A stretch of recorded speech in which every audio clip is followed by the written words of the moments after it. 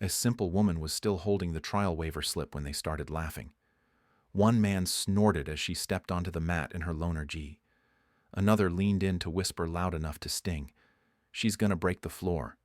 Her hips strained against the belt's knot. Her breathing calm.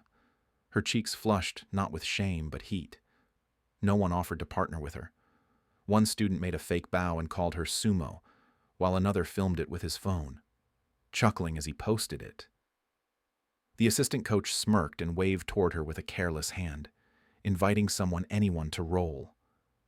Finally, a younger man stood, confident and grinning, and stepped into the center. She didn't speak. The others leaned in, ready to enjoy the spectacle. 12 seconds later, he was on his back tapping frantically, her grip locked tight, eyes still quiet. Someone coughed. The camera stopped recording. Another man stepped forward, this one in a brown belt. He lasted longer 15 seconds. Maybe. She rolled smoothly to her feet, adjusted her gi, and waited without saying a word. What began as laughter thinned into silence, and what had been meant as a public joke became something else entirely. No one looked at their phones now. The mat belonged to her. The gym looked like a showroom more than a place to train. Its black and gold logo gleamed from the front window and repeated across the glossy reception wall, stitched into every uniform, echoed in the sponsor banners lining the mirrored corridor. The front desk was sleek, angular, manned by a receptionist who didn't glance up when the door opened.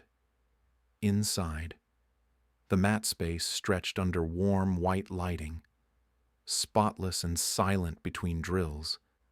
Every footfall landed with a muted thud against the branded black mats, their grip worn smooth by repetition. Speakers near the ceiling played soft instrumental hip-hop. At the far end of the room, a wall of framed championship photos watched over the space like a panel of silent judges. Names in bold font sat under each image, black belts standing shoulder to shoulder in spotless GIs, arms folded, teeth white, poses practiced. On the main mat, 10 men rotated through drills.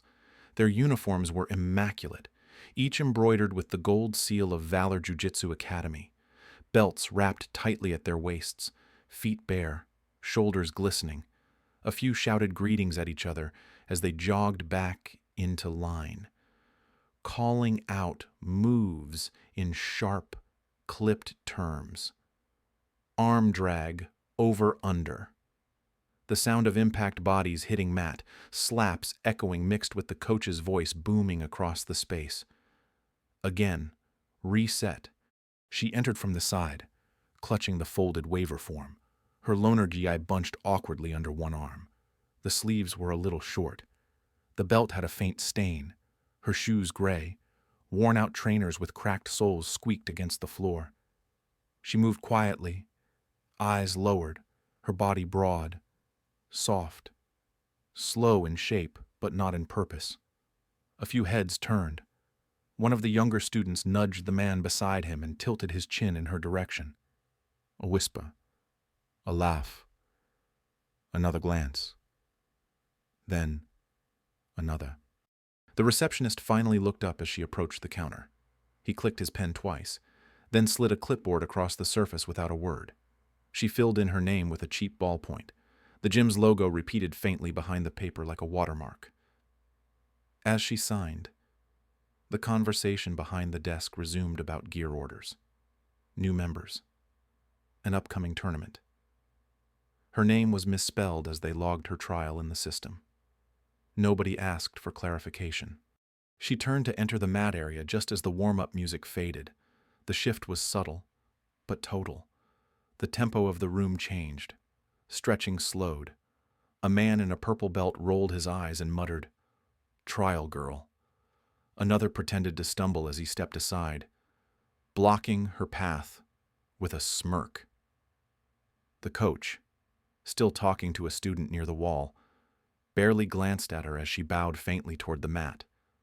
She paused at the edge, watching how the others lined up, where to stand, whether she was welcome, No one gestured. No one made space. She took a slow breath, stepped forward anyway. The mat had a faint rubber smell, familiar but distant, a memory more than a comfort. Beneath her feet, the branding repeated again, a gold V inside a diamond shape. She stood over it now, quiet, still, waiting. Her hands stayed loose at her sides.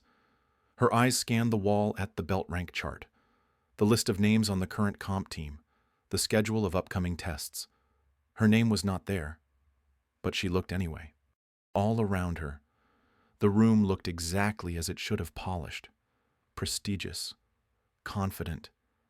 But beneath the shine was something else. The silence that met her wasn't welcome.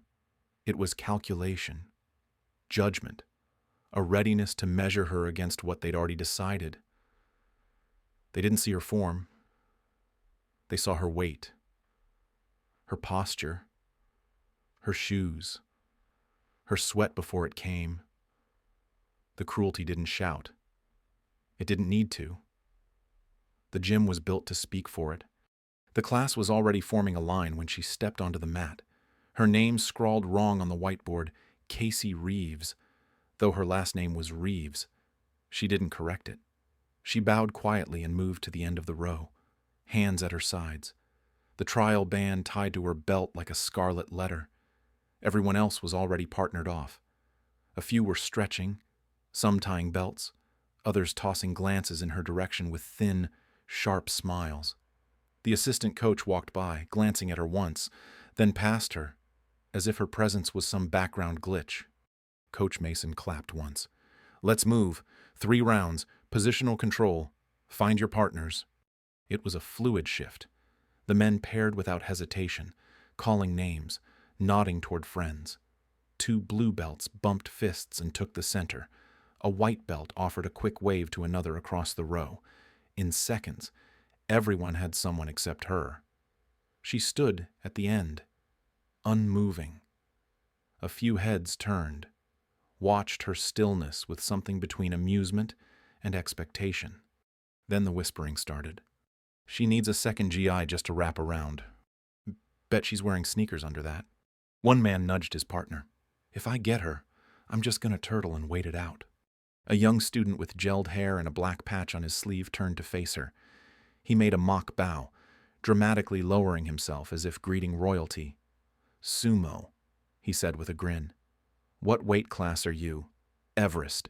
The guys around him laughed, some covering their mouths, others not even trying. She didn't move. Her breathing was steady, her chin lifted just enough to meet their eyes without confronting them. The belt at her waist sagged slightly with every breath, tied a little too loose, like she hadn't cared if it stayed in place. From across the mat, another student cupped his hands to his mouth. "Mat's gonna split in half. Hope we got earthquake insurance." Someone behind her let out a low whistle, and a phone rose not discreetly to film her as she stood alone. The camera panned, a soft chuckle from the guy recording. "Trial days going viral," he whispered. The comment made its way around. The assistant coach didn't stop it. He smiled as he passed, crouched near a group doing side control drills. "Let's keep it light for the new girl," he said, loud enough for everyone to hear. Then he added, "Or at least stable. Don't want anyone crushed." Another ripple of laughter moved through the room. She adjusted her belt slightly. Not out of need, but habit. Her fingers worked slow. Knuckles brushed raw from an earlier drill she had done alone. No one had volunteered to demo with her. She had been paired with the crash dummy, an actual grappling dummy used for kids' classes. The heat inside the G had started to build, sweat pooling at the base of her neck. She could feel eyes tracking her body where the fabric stretched tight, where it sagged. There was no hiding here. Not her stomach, not her hips, not her silence. One student, tall with a neatly trimmed beard and purple belt, walked by her slowly, as if inspecting. He didn't say anything, just shook his head and laughed once to himself. His partner leaned in and whispered, "What's the over-under on her lasting 30 seconds? She shifted her weight, slightly, then stilled again. Her gaze passed over the belt chart on the wall. She had seen it earlier. Black belts at the top, names engraved, a photo of each beside the nameplate. Everyone here knew where they stood. Everyone but her. "Hey," a student called, motioning toward her. "Somebody pair with the new girl. Come on, don't be shy." The voice was loud, performative. It wasn't an offer. It was bait. Nobody stepped forward. The silence stretched too long. Then another man muttered, "Trial girls don't spar. They observe, like the rest of us did on day one." She didn't speak. She didn't nod. Her body stayed rooted to the same spot, her heels slightly apart, hands resting loosely at her hips. Only her breathing moved deep and even. The coach finally called for partner switches. Again, the room rotated. Again, she was passed over. The whispers started up again, this time more relaxed, more confident. She wasn't just unwelcome. She was now funny. Background noise with a punchline. She hadn't proven herself. She hadn't earned a spot. The jokes weren't personal. Not really. They were ritual, cultural. This was how the room enforced its borders. Performance came first. Belonging had to be earned, and until then, it could be denied through laughter. She didn't argue, didn't correct, didn't offer herself. She stood in full view of everyone and said nothing. And that was enough for now. Enough to unsettle the ones watching closest. Coach Ryland called everyone in with a clap, his voice cutting through the noise like a snapped belt. "Circle up," he said, motioning toward the demonstration mat near the front of the gym. He stood beneath the academy's mission statement, gold lettering etched across black painted drywall, arms crossed, clipboard tucked under one elbow, black belt ends trailing slightly behind him as he stepped into the center. "We're working size mismatches today," he said, scanning the group with that faint smirk he used when he was setting up a point. "What do you do when you're outsized? How do you move when leverage is your only friend?" The group shifted in a semicircle around him, forming a crescent along the front edge of the mats. A few knelt. Most stood. He turned slowly, then pointed. "You," he said. His finger was aimed directly at her. She didn't hesitate. She stepped forward quietly, her trial band catching the light as it hung from her belt knot. The fabric of her GI still held creases from the storage bin it had been pulled from. She bowed her head slightly and stopped where he indicated. The center mat felt colder than the others. Brighter, too, under the direct LED strip above it. She didn't fidget, didn't adjust her belt, just stood still, arms relaxed, posture neutral. Coach Ryland made a show of circling her once, tapping his clipboard against his thigh like a metronome. "Now," he said, his voice rising just enough for everyone to hear. "You've got a significant size disparity. A lot of new students panic when this happens. They freeze up, try to muscle through. Bad idea. Watch this." He stepped behind her and grabbed her by the lapel and sleeve, manipulating her into position with a force just heavy enough to unbalance her. She didn't resist, didn't stiffen, but the angle made her lean awkwardly. Her center of gravity pulled forward. It made her look like she was off balance, clumsy. "See," he said to the group. "Too much weight going forward, easy to collapse." He swept her foot gently but deliberately, making her topple onto the mat with a thud that echoed. A few students chuckled. One of them gave a low whistle. "Textbook mistake," he added. "You have to break posture before you move." He gestured again, and she stood. He shifted behind her, then stepped around to the front, pulling her by the lapels and repositioning her torso. Most people in her body type don't know how to hide their center line, so they give you openings just by standing still. He pushed gently at her shoulder to demonstrate, and again. She stumbled back a few steps, catching herself in silence. The class laughed. The moment felt choreographed, his authority, her weight, the reaction. "She's not resisting," the assistant coach offered, But it wasn't a defense. It was a cue. Coach Ryland smirked and gave a shrug. Exactly. You can see how little pressure it takes. A phone appeared near the back of the group, angled discreetly at the mat. Someone whispered, "That's gonna go viral," and another responded with a muffled laugh. She heard it, but her eyes didn't move. He guided her back into position, this time speaking directly to her. "Just follow my lead. Okay?" His tone was pleasant, but empty. Then louder, "Now, if you're facing someone with this kind of body type, you want to move before they do. Make them carry themselves. Make them chase their own momentum." He spun her into a sweeping motion, twisting her hip so she landed again, this time harder, her elbow slapping instinctively to break the fall. The group winced, then one man chuckled, and another. The laughter came again, slower this time, like something settling into place. "Good," Coach Ryland said. "Now you all know what to do when the scales aren't in your favor." She sat up, legs folded to the side, eyes on the mat. Her face was calm, unreadable. No one helped her up. Coach Ryland offered a hand. She didn't take it, but rose smoothly anyway. He gave a small nod, then turned to the class. "Any questions?" A few heads shook. The others just watched her step back to the edge of the circle, her GI slightly disheveled, the trial band hanging crooked now. She straightened it with a small motion. Nothing more. The demonstration ended. The class clapped politely, out of habit, and dispersed again. She didn't speak. She didn't look back. But the space she had stood in stayed empty for a few seconds longer than usual. It was the kind of pause no one acknowledged aloud, but everyone felt. Something in the mat hadn't reset. Not yet. And though no one said it, not even to themselves, the air held a trace of something else now, something just beginning to shift. Coach Ryland checked his phone and gave a quick nod to his assistant before stepping off the mat. "Run sparring rounds," he called over his shoulder. "Be back in 10. The door clicked shut behind him. The energy in the room shifted not drastically, but enough for the men to relax.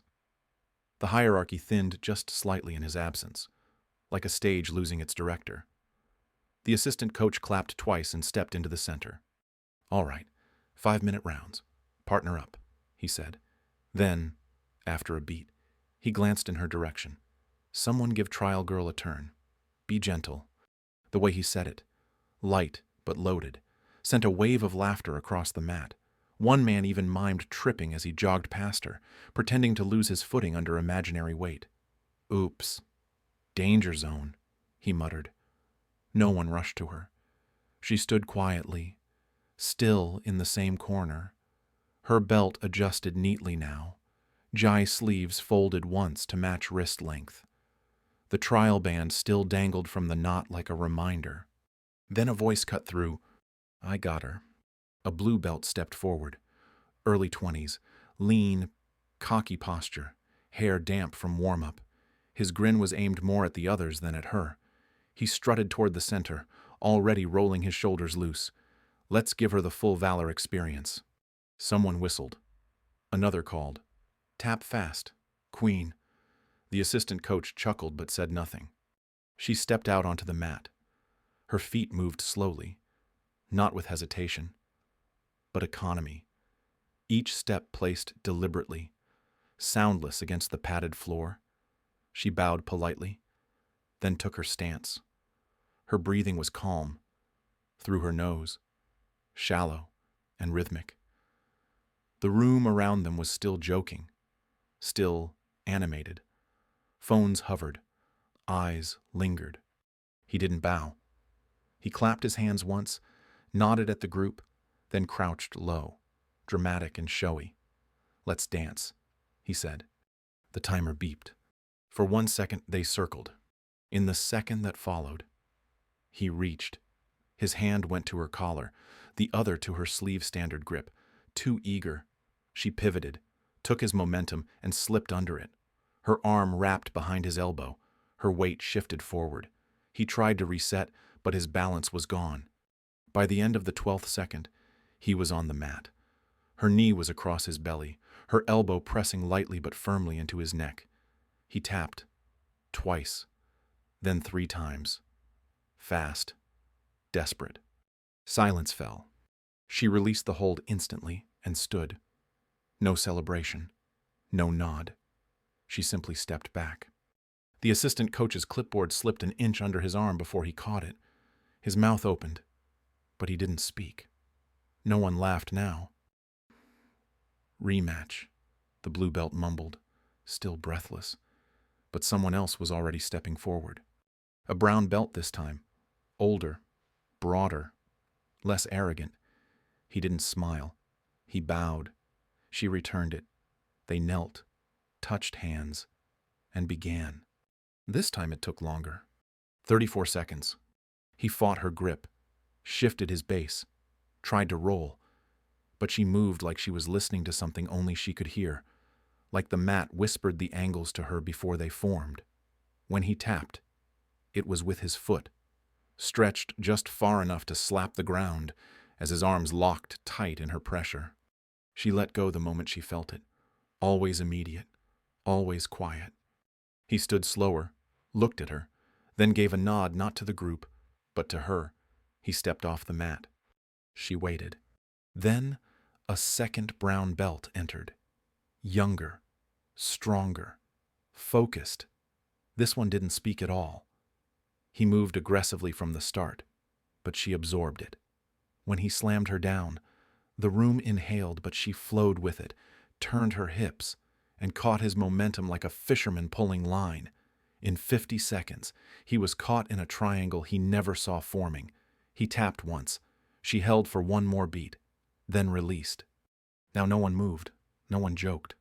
The assistant coach's arms were folded tight across his chest, clipboard trapped underneath, eyes narrowed. A purple belt made a half step forward but hesitated. She stood in the center now. She hadn't left since the first tap. Her hair was sticking slightly to her jaw. Her breathing was elevated but controlled. She didn't posture. She didn't smile. She didn't meet anyone's eyes unless they bowed. 2 more stepped in. A pair of white belts, eager, full of something they hadn't yet learned to name. She tapped one in under 20 seconds with a wrist lock so clean the assistant coach blinked and looked twice. The second went for a quick takedown and ended up flattened under a side mount that transitioned to an Americana as naturally as exhaling. He tapped without shame. The stopwatch beeped again, signaling the end of the round. But no one moved to rotate. The mat was silent except for her breathing. She straightened her belt, tucking the ends precisely. The trial band had fallen off at some point and now lay curled near the edge of the mat. No one retrieved it. A student sitting by the wall whispered, "What's happening?" Another murmured, "I don't know." The assistant coach finally cleared his throat. Reset. But the word rang hollow. The shape of the room had changed. They had all watched. They had seen. And now, they knew. She didn't need to tell them who she was. She had already shown them. The door creaked open just as the last pair stepped off the mat. Coach Ryland entered with a cup of coffee in one hand, a clipboard tucked under his arm, and a casual stride that slowed almost immediately as he looked across the room. No one was talking. No one was laughing. Even the usual buzz of post-sparring chatter had vanished. The mats were still. Several students stood with their arms crossed, faces unreadable. One of the brown belts was kneeling by the wall, sweat dripping from his nose, staring at the floor. Ryland scanned the group once more, his eyes landing on the assistant coach. What happened? The assistant coach hesitated. He hadn't moved since the final tap. The clipboard he'd been holding was now pinned awkwardly under one arm, pages bent. His voice, when it came, was too soft at first. He cleared his throat. Tried again. Her... Ryland followed the motion of the coach's chin. She was still standing where she'd been, near the center of the mat. Her belt was retied, her hands at her sides. There was no tension in her face, no smugness, just breath and posture. The kind that didn't ask for attention but refused to shrink under it. Ryland asked. His voice wasn't cruel, but it wasn't kind either, just confused.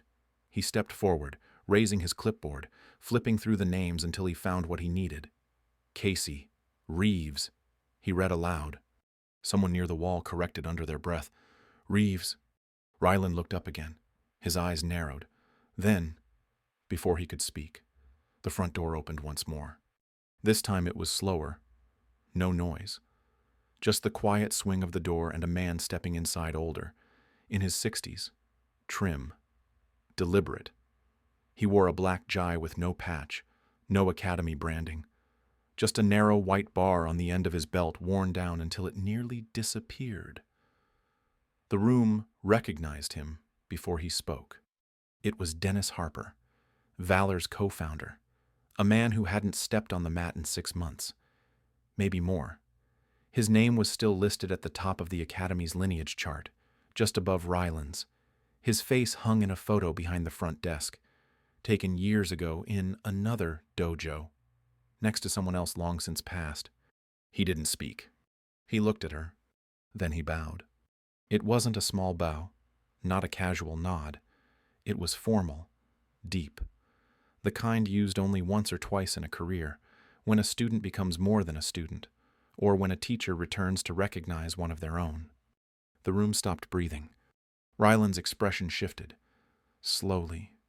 Confusion gave way to calculation, then to something flatter, more brittle. He didn't bow. He didn't move.